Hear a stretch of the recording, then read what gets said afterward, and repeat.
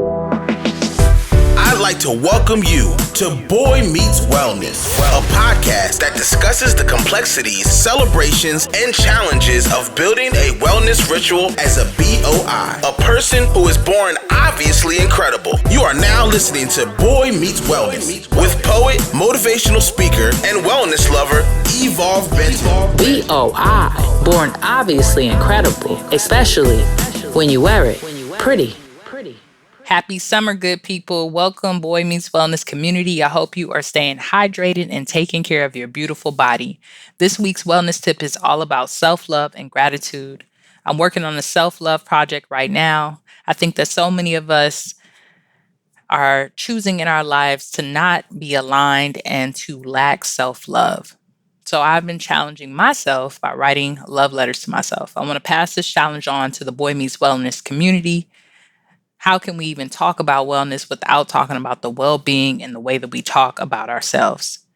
So my challenge for you is to take 10 minutes to write yourself a love letter.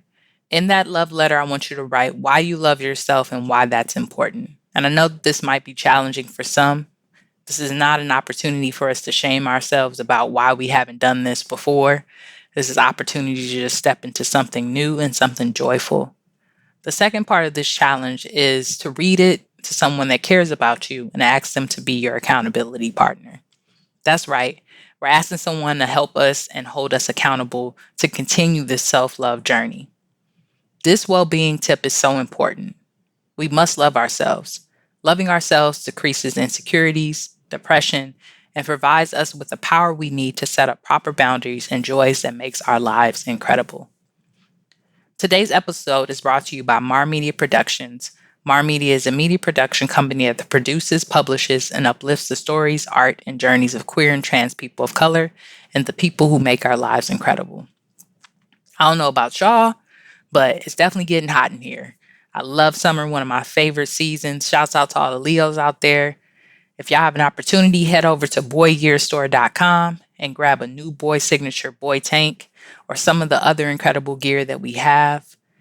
That is boygearstore.com, BOIGERSTOR.com. Use code PRIDE to get free shipping on all orders over $75. Today, we're sitting down with my good friend, Ronnell Perry, fellow DU alum and owner of AfroBuenaventura Transformative Travel. Ronnell's vision in his company is to support Black communities in Latin America to tell their stories through sustainable tourism. He has more than 20 years of international travel. He's fluent in Spanish and holds a master's degree in public policy and management. He also has a BA in international business and Spanish from DU, of course, and spent time traveling and volunteering in the Peace Corps, where he found his passion for travel and for accessibility. Very excited about today's interview. So let's tap into this conversation with the near and dear Ronnell Perry.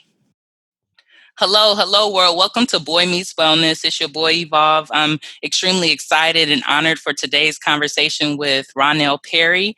Ronnell, can you please let the audience know your name, location, your pronouns, and what brings you joy? Hello, everyone. Thank you for having me, Evolve. I appreciate the invitation to be here. My name is Ronnell. I am located outside of Washington, D.C.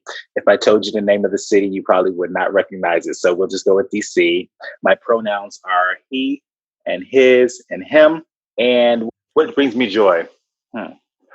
Creating spaces, whether they be physical or mental, creating spaces that really allow me to be my full creative self brings me joy. So right now in quarantine, that literally means a physical space in my home where I'm okay working and living and playing all in the same space. So that's really what brings me joy. Ashe to that. I think what's been really cool is to see you getting your workout on as well. Then you buy like a weight bench or like one of those things where you could do like the squatting on or something like that for your home as well recently? I did. And there's been more, there's been a little bit less working out. I've just been looking actually at the equipment because as soon as like the COVID pandemic and the ensuing like craziness happened, all of the equipment and the fitness equipment on Amazon and the individual producers of that equipment all of them have been out of stock. So I snagged this weight setup, but I don't have the dumbbells, I don't have the barbells or the weights to go on it. So literally I have like the apparatus to hold all the equipment, but I don't actually have the weights. So I've just been looking at this stuff actually. It looks nice, but Wow. I have not been able to get my use out of it. So That's I'm hoping that they get their inventory in soon. Yeah, that's very interesting. I was actually reading an article recently about how in 2008 or 9 when the recession hit, something similar happened, and I guess that in the United States there's a lack of iron being made. So we get most of our iron, kettlebells, barbells from other countries, which I didn't know. So it was kind of cool to see because I was looking for weights, of course, as well, and I couldn't find them. So can you tell the audience a little bit about what you do in the world? Like what pays the bills, and then what pays the satisfaction? Because I always talk about on the podcast that I feel like being from LA, especially, like I grew up around a lot of people who always had multiple jobs, right? Like my aunt was a nurse, but then she had a catering business because food was her passion, right? Like I work in higher education, but I've always done media work. So what pays the bills and what pays the satisfaction for you? See, I'm going to have to be taking notes when you ask me these questions so I can get the different facets of what you're asking me. So let's say pays the bills and pays the satisfaction. So let me start with the bills part. I have a day job, but I think there's like a preface to that. Right now, I feel like my main job is to show up in the world exactly in the way that I want to be. I want to show up in a way that I feel like I've been created to show up as, and that is a Black queer man. And so I'm trying to balance paying the bills from a corporate American job and being my Black queer self in like the most fullest way. So like, that's really my balance. That's really what I try to hold and balance every single day. So during the daytime, I produce and project manage online courses for an association. And I also own AfroBuenaventura Travel company, where I try to highlight and bring to fore the stories of Black communities in Latin America. And so that shows up on my social media and just telling their stories and providing space for them to tell their stories, and also facilitating travel experiences for folks who want to go to travel to Latin America with me and experience and come into contact with those communities. So that's what I do to pay my bills. To pay satisfaction, I really, as much as I love to be in the air and I love to go to airports and I love to be traveling and seeing the world, there's nothing like home. And for me, home is not in my hometown, or it's not necessarily in the place where I have a lot of relatives, but it's a space where I can come back to. And I remember this one quote that Nate Berkus, this designer, said on Oprah a few years ago. He said, "Your home should rise up to meet you when you walk into the door." So every time I come off of a long trip and I open the door, I'm always like, wow, who lives here? Like that is literally the expression that I make when I come into my home, because it's literally a place filled with all the beautiful things that I love. It's filled with pictures and an energy that is really welcoming and I find to be relaxing. So that is what pays my satisfaction. Really always understanding that I always have a home place that I can come back to restore myself. That is beautiful. I'm going to add that to my quotes because I need my house to do that for me when I come in. We've been moving some things around in quarantine, and I feel like because of the hustle, and I was doing like a 3-hour commute most days, we really hadn't put that love and intention into the house. So I really do love that. So let's talk a little bit about like who are the people in your life who make you incredible. Like if you were on Oprah, and this is our queer version of Oprah. So who would you say would be on your top gratitude list? Who are the people that make your life incredible? I'm just going to start off with the abstract and then we'll get to specific names. So I feel like at the abstract level, it is everybody who allows me to be myself, who doesn't ask me to negotiate about how I show up in the world, the people that accept me unapologetically, the people that hold space for me when I need it. Those are the people that really allow me to be the best version of myself. Those are just, and so all that doesn't always look like best friends or family, but sometimes it just looks like individuals who understand the truth that I'm trying to bring and who understand like the essence of who I am. So that's really the people at the top of my list. And as far as names, I will say it's probably folks who have impacted my past and really given me confidence. And those people, one of them would be Dr. Pender from Dillard University. He sent me on my first travel abroad trip. And that trip was a program in the U.S. Virgin Islands where different college students from around the world came to talk about international relations. And what that trip showed me was that I am intelligent enough, I'm unique and special enough to compete and collaborate and be in the same arena as anybody else in this world. And I feel like from there on, I really never underestimate myself. And I really understood that like the world is mine to explore and to be a part of. So that's one of those people. And also, I would say my play brother that lives across the street from me. This is somebody who I went to church with, but we are not related by blood. But he just really accepts me and challenges me and never really makes me feel like I need to be anybody else other than myself. So just having somebody in my corner that can do that in real life every single day, whether that be a text message or a phone call or just like hanging out, is always special, especially in a place like DC where everything is about your credentials and where you live and what kind of car you drive. Ultimately, at the end of the day, when I'm sitting on my couch and I'm going through something, none of that matters. But to have somebody who really can see beyond that is really what helps me just lead a fulfilling life. That's beautiful. Thank you for bringing in that travel bug too, because I was always wondering that about you. Like, did you start off at a young age traveling, or did it start off at Dillard? Like, where would you say this passion for traveling stemmed from? Was it that first travel abroad trip, or had you been doing it before? That was like my first kind of like independent and study abroad trip. But my travel bug really started when I was a kid. So if you're familiar with Gary, Indiana, the place where the Jackson family is from. Of course, my I love aunt Michael. Rest in peace, Michael Jackson. Yes. Yes. So my aunt was a French teacher in the Gary School District. And I lived in Illinois, which is like literally right across the border from Indiana. So I had my family in Illinois and I had my family in Indiana. My dad, his mom was from Indiana. And so like we always would spend the summers in Indiana with him. And he put us in this program that was run by the Gary School District called Study Alternative International Languages, the acronym for SAIL. So we would go to this program, and for 5 weeks every summer, you would learn a language.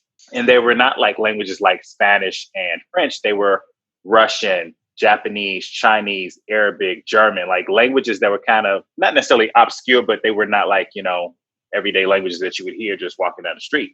So every summer for about 4 or 5 years, my sister and I would be in that program. And so at the end of those 4 or 5 weeks of studying the language, you would go on a trip.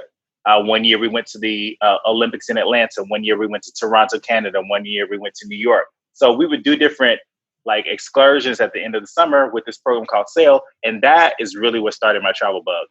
Just seeing different cultures in real life and very humanized and knowing people that identify with those cultures. That was really what created my interest in exploring the places where, those cultures lived and existed. So that's really kind of like why I became so interested in travel and culture, was really through understanding and seeing the people and wanting to be closer to that. Wow, that's hella powerful. And you said it was called SAIL, the program? Yes, SAIL, and it's Study Alternative International Languages. And let me tell you, I was in Costa Rica last October through November, like about 5 weeks, not 5 weeks, about 5 days between Costa Rica, and it is where the Black folks are in Limon province. And I was on this bus, and the guy who comes to collect the money on the bus, he had on this red shirt. And as he got closer, I started to see this acronym, SAIL. And it was this T-shirt. Yes, it was a T-shirt that we would get every year from the program, SAIL program. And it was like, I was like, oh my God, this is like confirmation that I'm doing exactly what I need to be doing. Like finding Black communities in Latin America and like literally living the things that like help me find joy in the world. And like, I saw this guy coming down the aisle with this shirt on. So I took a picture with him with that shirt on, and I was just so amazed. I don't know how it got to Costa Rica, but for me, that was like a really full circle kind of moment where I feel like God was telling me you're in the right place and you're doing the right thing. Yeah, I was about to say the ancestors was there for you. Like, you need to see this. You need to see this right now, that you would be on that bus and it would be that person. That is really, really cool. That is really, really cool. So why were you in Costa Rica? Were you doing one of your trips, or was this just like a personal trip? Yeah. So before I host trips for clients, I usually try to investigate stuff. So I did Peace Corps in Costa Rica. And so I lived on an indigenous reserve outside of San Jose. The indigenous reserve was called KTDC. and it is home to the Huetard indigenous community. But I never really got off of that reserve. I knew that there were Black people in Costa Rica that spoke English and Spanish. They were descendants of West Indians and Jamaicans that came to work on the railroad road and came to work on the banana plantations. So I always wanted to go visit that community in Limon, but I never got a chance. So I finally went back to Costa Rica after like 8 or 9 years of being away. And my specific goal was to go to Limon province to check out the Black communities. And that is why I was in Costa Rica. So cool. So cool. That is, oh, wow. I mean, I wish I could have been there to see the expression on your face, but I'll go look on social media for that amazing picture that you got. So tell the community folks here at BOI Meets Wellness why you decided to start your travel business and a little bit more about it. Because I know you said I've gotten emails from you because I'm on your email list where you're taking folks out for experiences, but then I also get that you do some custom experiences with folks. But where did the idea from the business start, and what do you do? Yes. So the idea started at Dillard University, the same place that I met you. Woo, my And DU. Shouts out to okay. HBCUs one time. Yes, class 2008. So I did international business and Spanish as my degree. And a part of that is studying Spanish literally every single semester, probably like 2 to 3 classes a semester. And one of the classes was like, I think maybe junior or senior level. The professor was like, we can really choose what we want to study. She said, are there any topics that you all want to focus on during this class? I think it might have been a literature class or something. And I said, I want to understand more about Black communities in Latin America. So she picked out books from King's Dunks, which is a Costa Rican poet. She picked out a book by Francisco Montanzas, which is a Cuban writer who wrote his own biography about living through slavery in Cuba. So during that semester, we really focused on Afro-Latin communities and artists that created literature. And so that is kind of really where I realized that there was so much richness in the Afro-Latin community and diaspora. And I really wanted to explore it. So I said, whenever I get the chance, I'm going to really try to make an effort to seek out these communities. And it wasn't until 2016, I think, when I found myself going to Cali, Colombia. And I knew that was like one of the largest Black communities in Colombia. I researched, and I really couldn't find any information on the Black communities. Like I picked up all the travel guides I could. I, searched the internet. There was not that much information about how to actually get to these communities. But I went anyway. And despite reading in some of these tourist guides that you should not go to particular communities that were coincidentally Black, I went anyway. And I found myself in this remote fishing community called Juan Chaco. And I got to this place with no hotel plans. I stepped off the boat. I was like, where's the hotel? They were like, right here. So I went to the hotel, came back out to the beach, and it was like sunset on the beach on this very amazingly tropical place, like palm trees leaning over and stuff. And they were having a community celebration. I look up on the stage and there are children literally singing and dancing about being Black in Colombia with pride.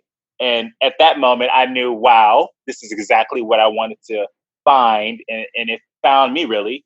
And also, I realized how much these stories were not told. Like, people don't know that these communities exist. And oftentimes, if they do know that they exist, the only thing that they can identify with these communities is violence and poverty and unattractiveness. So I realized that it potentially would be my mission to bring to light positive aspects of these communities, understanding that they also sometimes really rely on tourism for the development of their community. And I could be a gateway for that, to bring people here and show them the beauty in these communities. Wow, that is, just thinking about how this one moment at Dillard and this moment of mentorship really contributed to your future. But then also what's really cool about it is how intentional you were, right? Because I think we have these moments throughout our journey where we have things that really sit in, right? Like you could really remember well, like that T-shirt, right? Like you were like, that's something that I'm always going to remember. And you really always remembered your love for the art and for the culture. And then literally like The Alchemist, that's one of my favorite books. I feel like you were taken there, like someone sent you there, right? Like the ancestors sent you to that space. So that's very beautiful. So do you only go to like Latin countries, or if someone hits you up and they're like, I want to do something in Europe, do you customize those trips as well? Or how does it work? Okay, I need to talk about that point, but also we need to go back to The Alchemist because that is like my all-time favorite book. Oh, I read it And the almost one every thing that I, year. Oh, that's great. Yes. you know Talk what, about it. that is a practice that maybe I should take up because there's so many lessons in that book that I feel like it's just so real. It And comes around every year, and then either I'll meet someone who I'm like, you need to read that book, and then I'm like, oh, I should read it again, or it like mhm, literally will drop off the shelf and be like, Evolve, read me. mhm, mhm. Yeah, I understand. And the thing about that is like, even with the story about the T-shirt and the story about being on this beach, and like I would literally walk into a celebration of Blackness in Latin America that I had not been planning to go to. Like both of these showed me like, and I keep using this term omen, but or and you describe it as the ancestors. I believe in all of that. And the thing about it is, something was telling me that it's right that I'm doing what I'm doing, even if I didn't know exactly what I was doing. And the quote from The Alchemist that really speaks to me is that the universe will conspire in my favor. So even just like the shepherd boy, he wasn't really sure all the time what the hell he was looking for or Right? what he was waiting on. He was just doing the work to make it day to day. And like that's I feel like what I'm trying to do, just do the work every day. But like as long as I'm going in a direction with my full heart and like with purity and authenticity, the universe will conspire in my favor. So like I told you about going to Costa Rica looking for Black communities, like the universe conspired in my favor for me to show up and be in the same place as this guy that had this shirt on that I recognized from my childhood, which was really the start of my love and interest in other cultures and communities.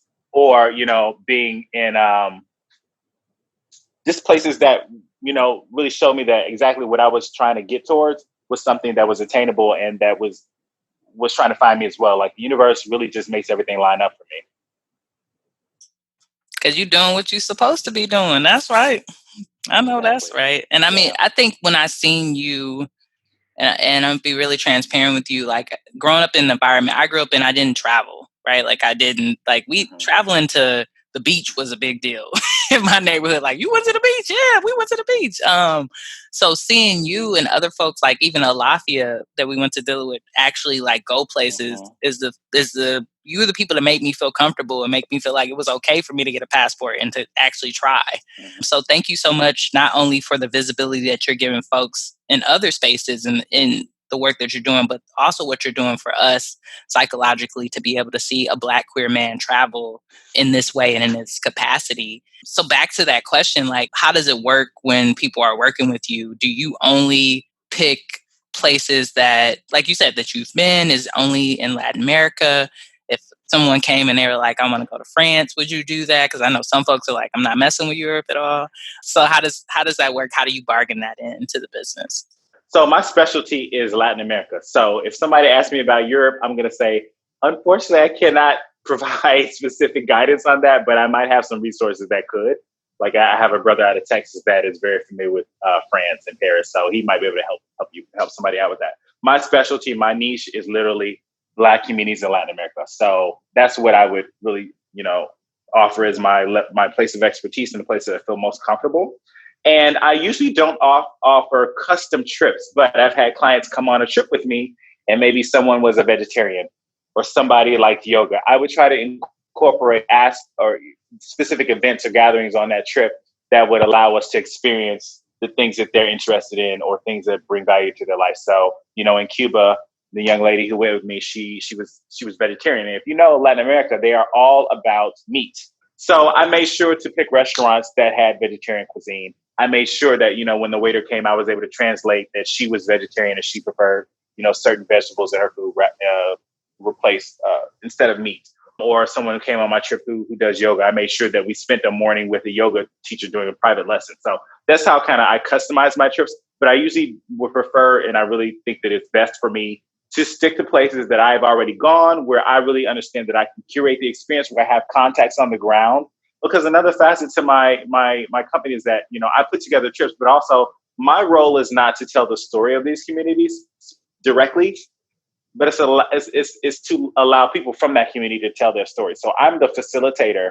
I'm kind of the navigator. I'm the translator. I'm the curator, but I can't tell that history. I can't tell that story. I have to allow my colleagues, many of them who I now call friends, to tell those stories and to represent their community in the way that they feel is necessary.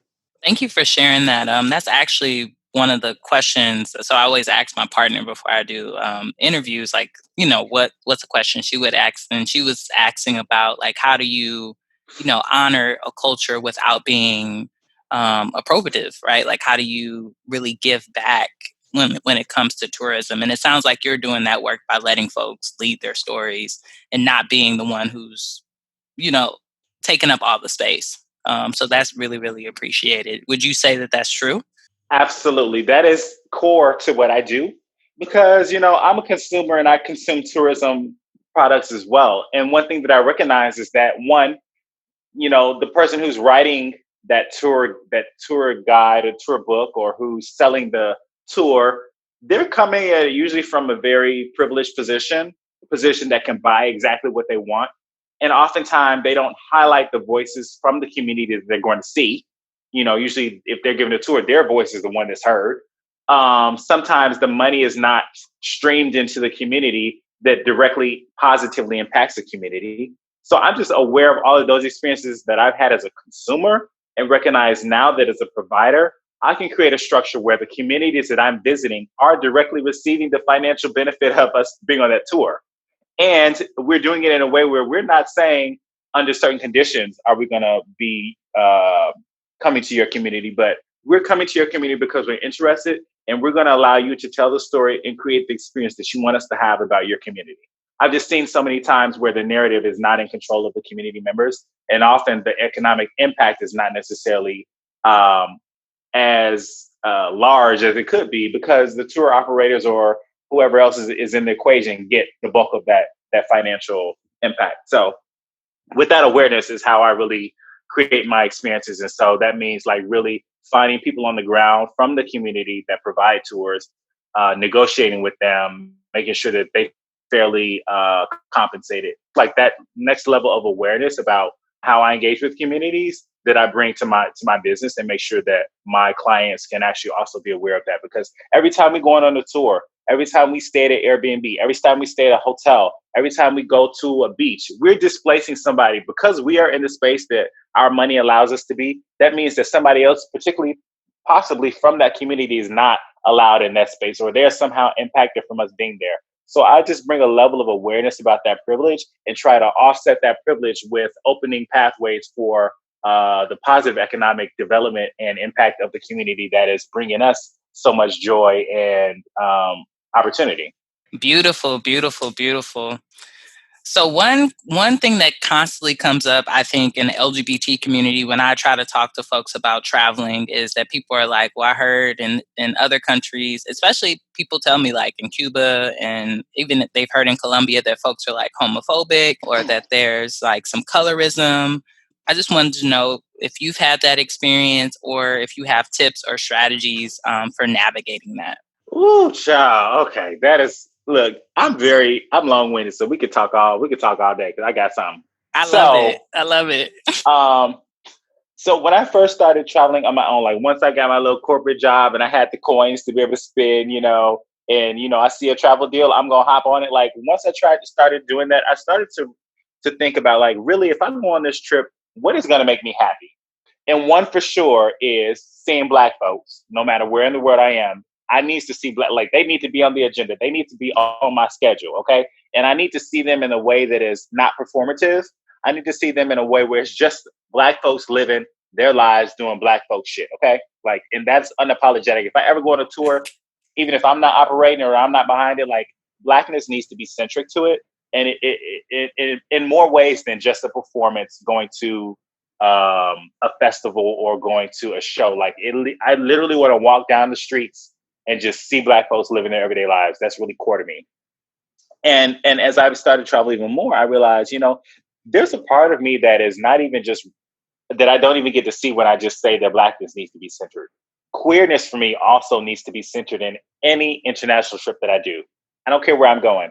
And if I can't see queerness, then I'm probably not going to want to go there because for me, the intersections that I represent like really need to all feel like they are getting the attention and the shine and the ability to communicate and see people that also identify in the same ways. And if I can't do that, that really doesn't bring me joy. So that's another thing that I've tried to incorporate. So when I go abroad, when I buy that ticket, I'm immediately started to research queer communities in that country, also the tolerance for those communities, how to navigate those communities, how to seek them out. Like that is also a part of my travel planning process. So not only am I looking, how do I get to Black communities, but where are the gay people, where are the gay clubs, what's the homophobia issues there, so that's a part of my trip planning. So I really do center looking for queer communities and how to navigate with them. Now, I will be aware that, when I'm coming to a community, a country, a city, it's not my role to say, this is how, homophobia is bad. And so you're going to just accept me as I am. Like, I also need to be aware of my personal safety. So I'm also very aware of that. But I also just hold space to encounter queer people wherever I may be, wherever I am. So I just have to be aware and just try to find it where I can and just make sure that I'm still being safe, even if I am going to queer places. And oftentimes they're just underground, and you just have to be willing to take the risk. And oftentimes that's what it looks like. But I've never really felt like my personal safety was in jeopardy when I've interacted with or found queer communities abroad. I found queer communities in Cuba. I found queer communities in Brazil, where Brazil has one of the highest hate crime rates in the world. I found queer communities in Colombia, like everywhere I go. And I've never really felt at risk for my safety or protection, but I'm just really aware that things look differently abroad. And so that's kind of how I manage it. Thank you for that perspective. I think that's the power, is the research, right? And that's the power of your work, is like being able to go with someone who's going to curate that experience and not necessarily provide safety like a security guard, but I think the research and the intention that you're putting into it is really where the safety is, right? So, I'm a really big fan of your work, and I can't wait to go on a trip with you. I've been probably saying that the last couple of years, and I think it's actually probably going to happen sooner than later, because the COVID got me saving so much money right now, because I can't go nowhere. So, but what's your ideal client? Yes. Like the ideal person that you love to travel and that you love to work with? So one, I need to reply to the thing you said before this, and I'm going to get to that question. So I recently put out a series of guides called Afro Guide. And one thing, like I said, I would try to go on these trips, and I realized that they didn't focus on black folks or black communities. So I started creating my own itineraries. The same thing with queer. When I would open up these travel guides, they would have maybe like a paragraph about like LGBT communities. So what I tried to do was this past summer, or actually this past year, when I went to Costa Rica, when I went to Brazil also, I literally sought out the queer places and I documented those places and how to get to them for folks. So I created like my own mini travel guides that really highlight queer and black communities, called Afro Guides. So literally, like I find joy and happiness by like creating the resources that I did not have. So that's one way that I really try to represent my intersectionality and provide a resource for other folks who are looking for those same things. Where can we get the Afro Guide at? That's cool. Where can I get that? You can get them on my website, AfroBuenaventura.com/Afro Guide. So you can check those out. I'm going to be sure to put that in the show notes for our listeners. So y'all just scroll down to the description, and the Afro Guide link will be right there in the show notes. Absolutely. So now to get your question about an ideal travel client, you know what? I'm going to put a lot of folks on blast if I really say what my ideal travel client is. But literally, it is you could be fat, skinny, black or white, rich or poor, young or old. I don't care. But it's all about the mindset. I feel like the people who I enjoy traveling with the most personally and professionally, and the people who would get the most out of my trips, are people who are really curious about Blackness, people who are really open-minded about experiences, even if the experiences challenge their own personal beliefs and their own personal understanding of the world. For instance, in Cuba, one day of my trip is purely focused on a Black community outside of Havana. And one of those days we talk about and we go to explore Afro-Indigenous religions in Cuba and how they manifest in Cuba. So that means Santeria, that means Palo Santo, that means Candomblé. These are religions that Africans who were enslaved brought over to the Caribbean and Cuba, and they gave birth to a new form of these religions. And so some folks who come on my trip who are Christians sometimes have to say, okay, I'm going to suspend my judgment of these beliefs because they're not Christian. And I'm going to be here for the richness of the experience and understand how my ancestors persevered and were empowered through these religions. So literally the person who would come on my trips and get the most of it are people who are willing to suspend their own beliefs and their own judgments in order to experience a culture that is different from their own and eat things that are different from their own. Like literally somebody who challenged themselves to just be open to experiences that are new and unique. That I feel like is my most valuable client who will really get the most out of my trips, because like, I can make many concessions about how we maneuver a place, but literally you're going to be missing out. Every time you say, I can't do this, or I won't do this, or this goes against this, you're cutting back the authenticity of the cultural experience you come to see. So I feel like, travelers in general, I feel like should try to have that mindset, but specifically on the kind of trips that I facilitate, open-mindedness and a willingness to try and experience authentic culture is probably the thing that I value most about my clients. Wow. See, I'm very excited because I knew you was doing the damn thing, but I didn't realize you was really doing the damn thing. So now I'm even more pumped up about this because I'm like, oh, so this is going to give me challenge and vacation, right? Because I love things, I think right now in my journey that challenge me to grow as an individual, right? So that's even more powerful to just think beyond it around tourism and just a vacation, but something that's around self-development. Like, I'm like, yes. So thank you for that side of it. So got a few more questions, and then we're going to just probably head into our last segment, which is really short and fun, which is called Boy Talk and Hop. So during COVID-19, how are you? How's your business doing, your travel business? And I think you dropped an article about like how you think travel will shift because of this. And I just wanted to know if you can drop a couple of those gems and dimes for our community members so that they can start thinking about it as travelers as well. Okay. One, I don't know if you have like a time constraint. I don't, and I know your actual final cut, it needs to be an hour or whatever, but like, I wanted to explore something else before I answer that question. Can we do that? Oh yeah, we can. Yeah. And I got time. Okay. So I want to talk. So when you were talking about being challenged, so I wanted to give a couple of examples about that. So one of them is, I was talking about this spirituality, this day when we're exploring Afro-Indigenous and spiritualities in Cuba. So one of the things that is on the end of that day you can do is you can sit with a babalawo. And a babalawo is a priest in Santeria who has studied Yoruba and literally talks directly to the Orishas and the ancestors, and they can give you guidance. So one of the things that you can do is at the end of our tour, actually, we end up in his home, like literally in his kitchen, in his backyard, in his altar. We literally end our day there, and he will do a reading for you. So this reading looks like he has this tablet. I forgot what it's called, but Alafia can tell you more about it. He has a tablet, and he throws I know exactly what you're talking about. You know what I'm talking about? And I'm sure a lot of folks listening might. And he will literally be the conduit between you and the Orishas, and they will be able to tell you about your life and like give you advice. So I, offer that as an opportunity for my clients. And sometimes they say, no, I'm not going to do it. And sometimes they do. So that's one of the points where you're challenged, even if you're a Christian, I feel like, that would be a great opportunity for you to like challenge yourself and say, I'm going to have this experience, you know what I'm saying? Or even if you have religious beliefs that make you think that this is not a worthwhile experience, or that, it's of the occult or whatever, however you want to describe it. I feel like that's a great opportunity right there for you to say, you know what, stop.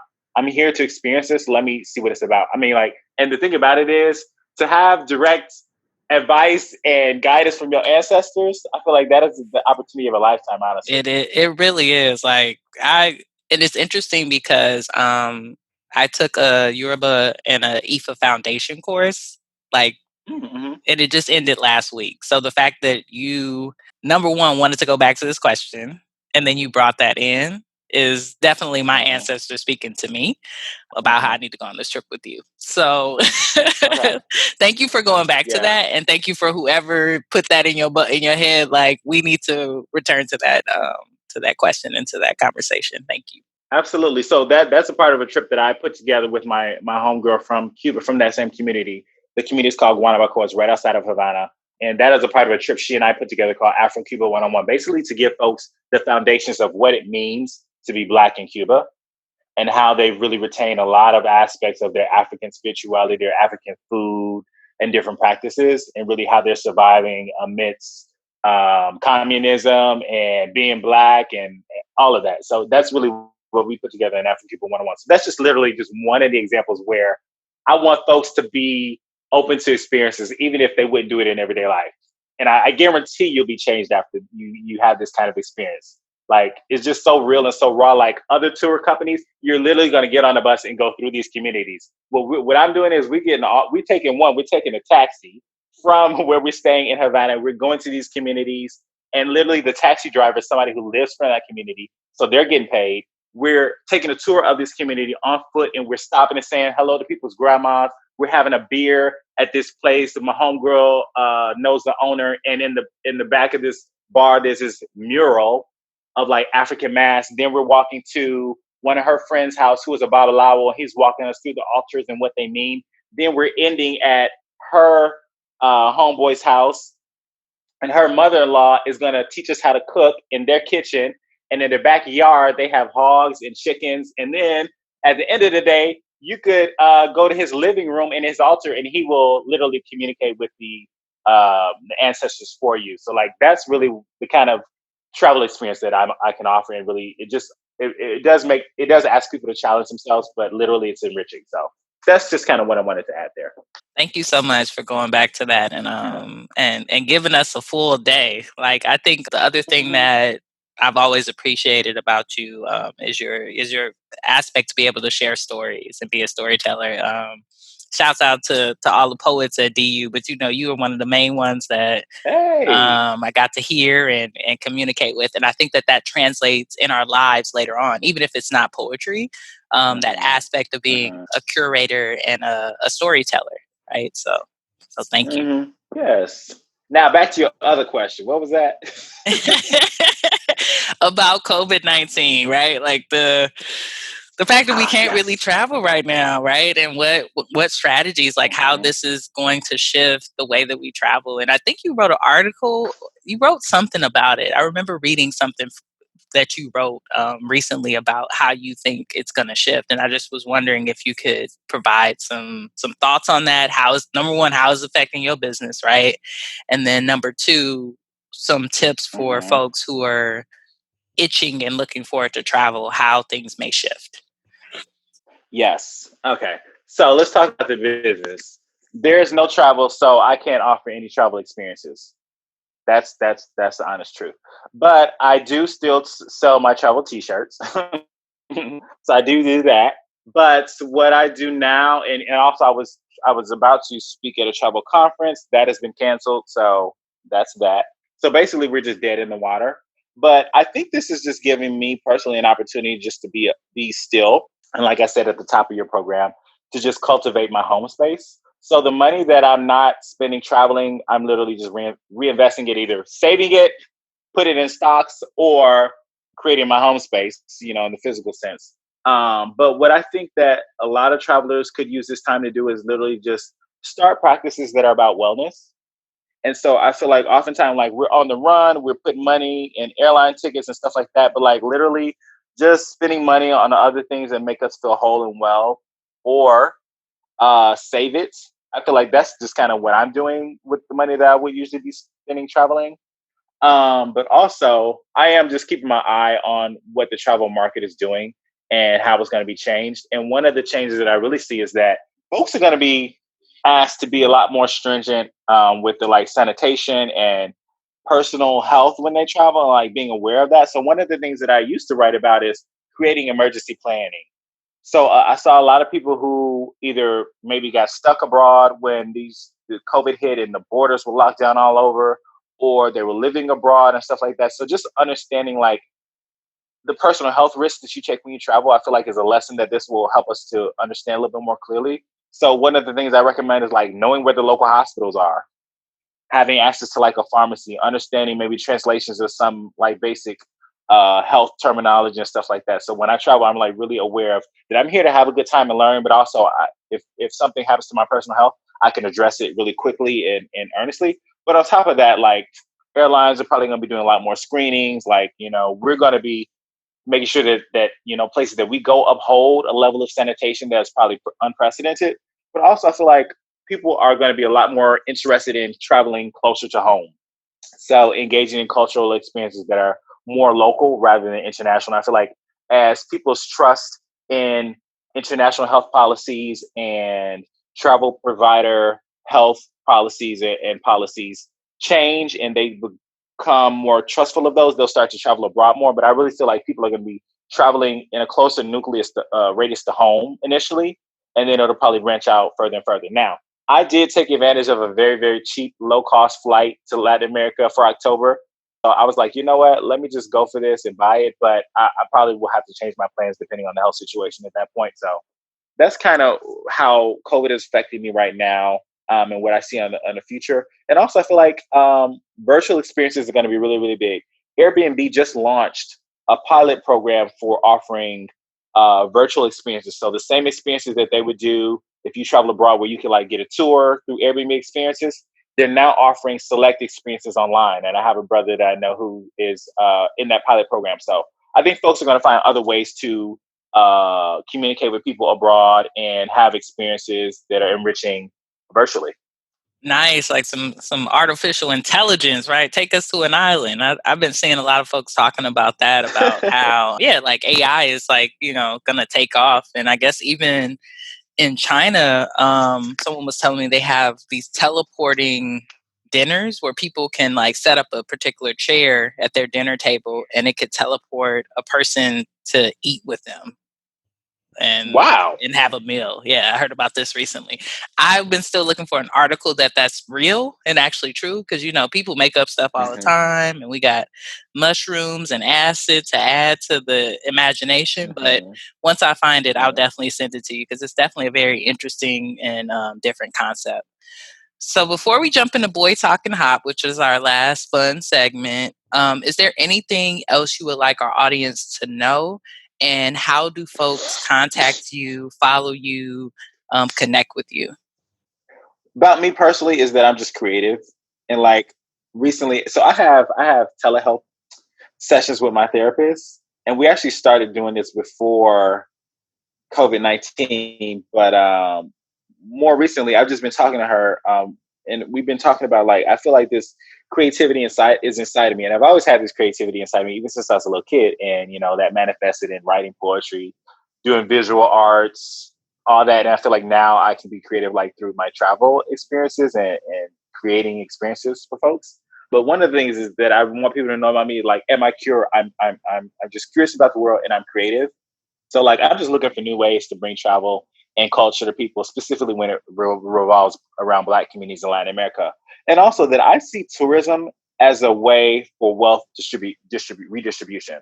So like, tourism is fine, it's great, but I would just ask folks to really be aware where their tourism dollars are going. Like if they could see how it's impacting the communities, or if they can't, like just really consider when you book a trip somewhere, when you book tours, when you book hotels, when you book Airbnbs, like just really have a critical eye at who's the owner, what's the company, and who's benefiting from my dollars and who's not benefiting from my dollars. Who is being displaced from this hotel that I'm staying in? Like just really think critically about that. And I feel like the more you kind of nitpick the travel industry and ask those kind of questions, the closer you can get to engaging in travel that's really helping the communities where you're visiting and adding value to their lives and helping them to develop their communities in ways that they see fit.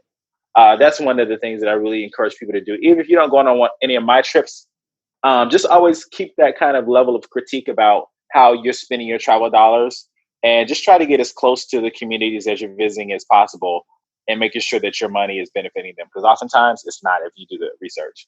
So that's about it for this moment. That's it. Cool. And how can folks find you, follow you? Can you Oh, just that. drop your social media, your website links again?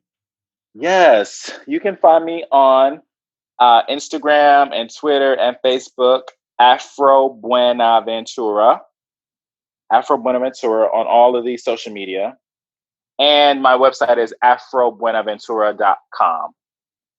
Perfect. So Our next segment is Boy Talk and Hop, as I told you. And this is like a fill in the blank. So I'm just going to give you some sentences and then you just tell me what first comes to mind. An example might be, I might say, love is, and I would say, if you were interviewing me, love is everlasting. So you would just kind of fill in the blank. And yeah, and then we'll do our closing of the show. Sound good? Okay. Yes. Okay, great. People always get wigged out at this part, but it's my part of like bringing in personality and just, having a little fun. So the first question I have for you is, my favorite food is? Cannoli, Ben & Jerry's ice cream. Very specific. Okay. It's so good. Oh my God, it's so good. Love is? Could you hear me? Shape. Yeah, I can hear you. I'm just thinking. Okay. I just wanted to make sure you didn't drop off. Yeah, what I'm about to say is probably really obscure, but I think love is formless or shapeless. If you could speak to anyone, dead or alive, who would it be and what would you talk about? What would you do? Ooh. Oh my God, that's so hard. I'd probably say Oprah. And we would talk about probably making money from what you love to do. I say, Auntie Oprah, come through. We gonna manifest that. I can see that. I can see that happening with you and Auntie Oprah. What about wellness? Wellness is putting yourself first at all costs. I say to that. Ownership is creating. Money is renewable resource. And last but never least, Ronnell is a person that is capable of creating his own reality. And a superhero. Thank you so much for this interview. That's my last question for you. Oh my goodness. I can't wait to listen back because I know I've done wrote down some stuff, but I know you dropped so many amazing quotes and that this is going to provide so much for our audience. I really, really thank you. Well, I appreciate the invitation. Just you allow me to share my stuff. And I talk a lot. So thank you for listening and for holding space. I don't think you talk a lot. I don't get that vibe. But I also feel like queer people, like we just energetically are a lot. And maybe because we hold space for each other, it doesn't feel like a lot. But for me, it was all that I needed. It was not too much. I actually hope I can get more of it. So I might have to give you some calls. Hey, my name is Ronnell, and I'm born obviously incredible. Thanks for listening to Boy Meets Wellness. Stay connected on and off the show by following us online at Boy Meets Wellness. That's boy with an I. Until next time.